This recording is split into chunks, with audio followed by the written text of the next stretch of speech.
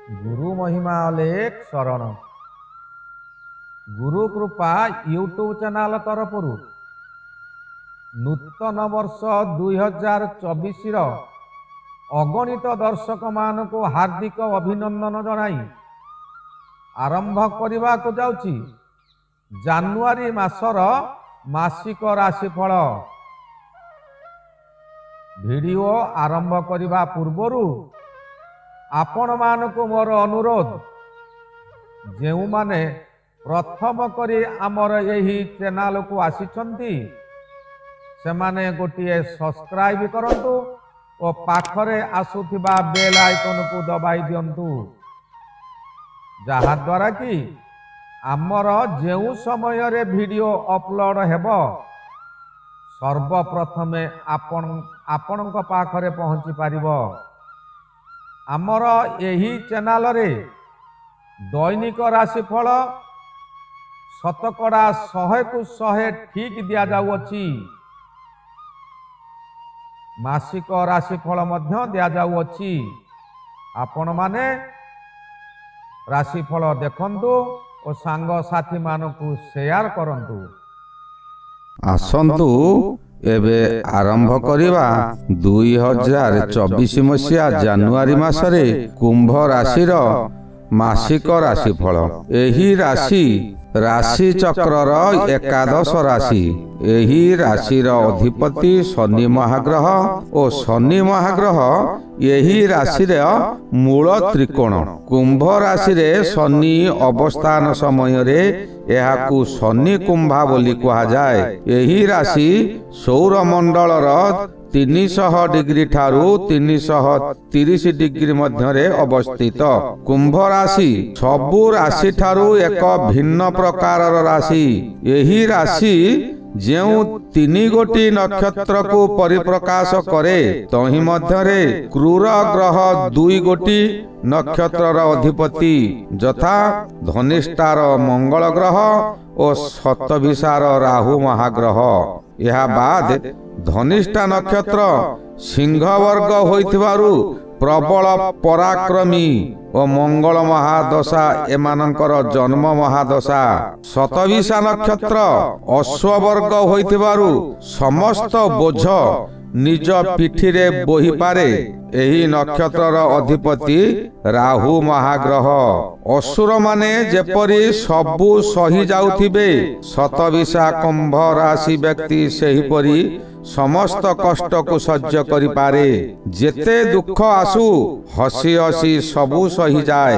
युद्ध क्षेत्र रे योद्धा मान को बहन करी युद्ध रे प्रवेश करे निज जीवन को बाजी लगाई दिए।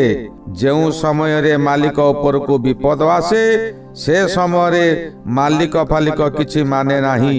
अश्वर नाथ भयंकर। एणु राशि अधिपति शनिदेव मध्य अश्व निकट रे हार मानिचंती। अन्य एक नक्षत्र पूर्व भाद्र नक्षत्र एहार अधिपति बृहस्पति एहा नरगण और अन्य 2 गोटी नक्षत्र दानवगण। किंतु पूर्व भाद्र नक्षत्रटी नरगण होइथिबारु बड़ मायावी। माया रचना करी समस्तंकर सेवारे लगाई दियंती। सर्वदा सत मार्ग रे जीवा एमानकर कर्तव्य। किंतु कथार अछि नर माया नारायण को अगोचर। एही कुंभ राशिर शुभ अंक हैला 1 3 7 9। शुभ बार शनिवार बुधवार शुक्रवार। घात नक्षत्र आद्रा नक्षत्र। घात नक्षत्र एकादश चंद्र अर्थात धनु चंद्र। शत्रु ग्रह हेले रवि ग्रह चंद्र ग्रह और मंगल ग्रह। घात बार गुरुवार और घात तिथि चतुर्थी तिथि। एबे आसंतु आरंभ करिबा कुंभ राशिर जानुआरी मासर मासिक राशिफल।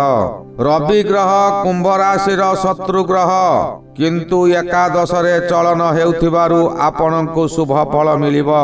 एही समय रे आपण जहा चाहिबे ताहा पूर्ण करि पारिबे किंतु निष्ठा रहिबा दरकार।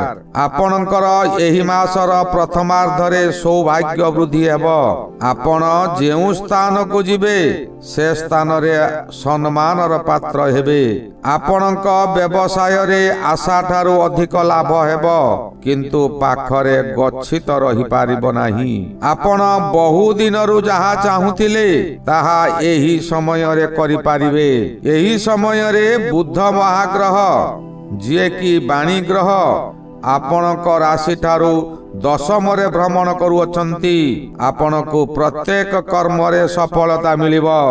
ଆପଣଙ୍କର କଥାବାର୍ତ୍ତାରେ ମଧୁରତା ବଢ଼ିଯିବ।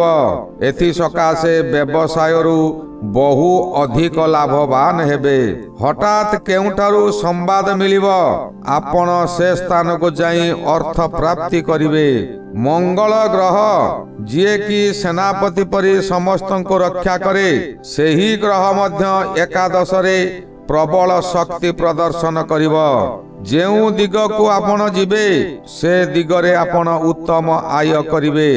ବହୁ ଧନ ପ୍ରାପ୍ତି ହେବ। ପରିବାର ମଧ୍ୟରେ ଭାଇ ଭାଇଙ୍କର ମିଳନ ପର୍ବ ହେବ। ଏହି ସମୟରେ ଆପଣଙ୍କର ଭୂ ସମ୍ପତ୍ତି ପ୍ରାପ୍ତ ହେବାର ସମୟ ଅଛି।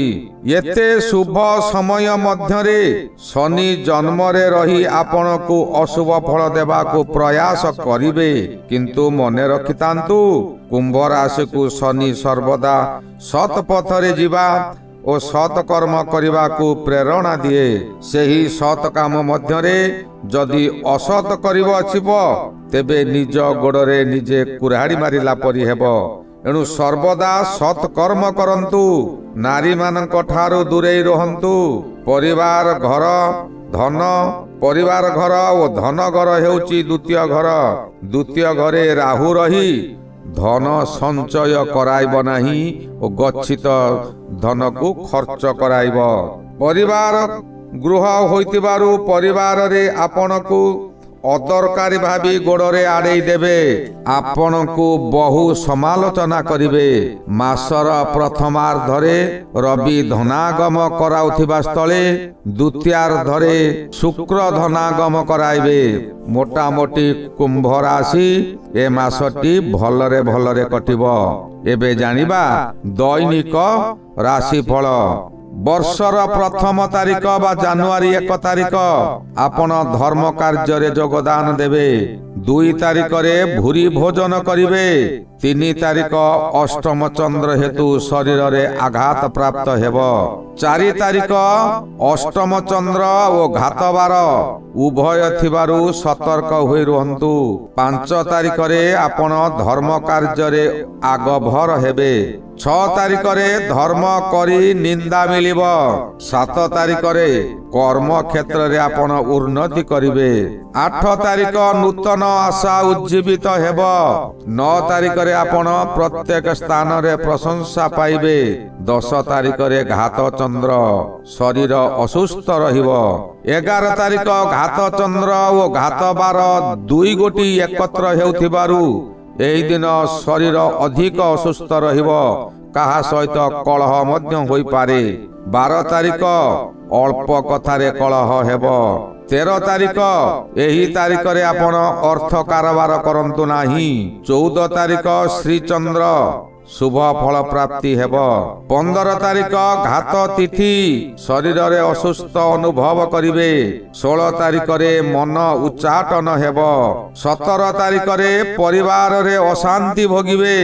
18 ତାରିଖ ଆପଣଙ୍କର ଚକ୍ଷୁ ପୀଡ଼ା ହୋଇପାରେ। ଏହା ମଧ୍ୟ ଘାତବାର ଅଟେ।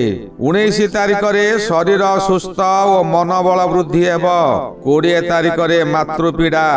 21 ତାରିଖରେ ଶତ୍ରୁମାନେ ଚତୁର୍ଦିଗରୁ ଘେରିଯିବେ। 22 ତାରିଖରେ ଧନହାନି ଓ ମାନହାନି ହେବ। 23 ତାରିଖ ଘାତ ନକ୍ଷତ୍ର।